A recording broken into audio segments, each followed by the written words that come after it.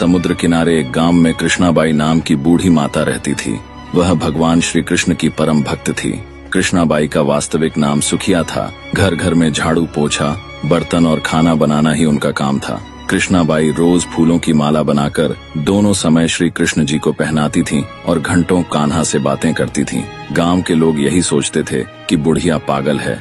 एक रात श्री कृष्ण जी ने अपनी भक्त कृष्णाबाई से कहा, कल बहुत बड़ा भूकंप आने वाला है, तुम यह गांव छोड़कर दूसरे गांव चली जाओ। कृष्णाबाई ने तुरंत अपना सामान इकट्ठा करना शुरू किया और गांव वालों को बताया कि कल सपने में कान्हा आए थे और कह रहे थे कि बहुत प्रलय होगा, गांव छोड़कर पास के गांव में चली जा। अब लोग उस बूढ़ी पागल की बात कहाँ मानने वाले थे। जो सुनता वही जोर जोर से हंसने लगता। कृष्णाबाई ने एक बैलगाड़ी मंगाई, अपने कान्हा की मूर्ति ली, सामान की गठरी बांधी और गाड़ी में बैठ गई। लोग उसकी मूर्खता पर हंसते रहे।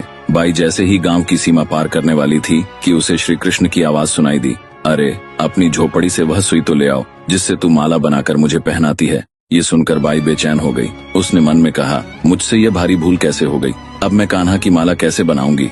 उसने गाड़ी वाले से गाड़ी रोकने को कहा और अपनी झोपड़ी की ओर भागी। गांव वाले उसके पागलपन को देखते और हंसते रहे। बाई ने झोपड़ी के तिनकों में फंसी वह सुई निकाली और फिर पागलों की तरह दौड़ते हुए गाड़ी के पास आई।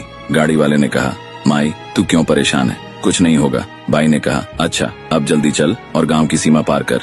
गाड़ी वाले ने वैसा ही किया। अरे ये क्या, जैसे ही सीमा पार हुई पूरा गांव समुद्र में समा गया, सब कुछ जलमग्न हो गया। गाड़ी वाला भी अटूट कृष्ण भक्त था। भगवान ने उसकी भी रक्षा करने में कोई विलंब नहीं किया। जब तक उस भक्त की एक सुई गांव में थी, पूरा गांव बचा था। इसलिए कहा जाता है, भरी बदरिया पाप की, बरसन लगे अंगार, संत न होते जगत में, जल जाता संसार। अर्थात यदि इस दुनिया में संत और अच्छे व्यक्ति न होते तो यह संसार कब का नष्ट हो चुका होता।